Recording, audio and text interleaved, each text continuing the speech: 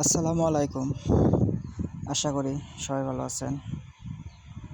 আলহামদুলিল্লাহ আমিও ভালো আছি। আবারও চলে আসলাম গরুর ভিডিও নিয়ে।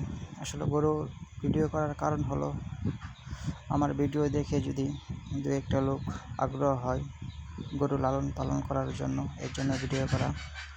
আসলে গরুর মাঝে বেশি একটা কষ্ট হয় না, খরচও হয় না।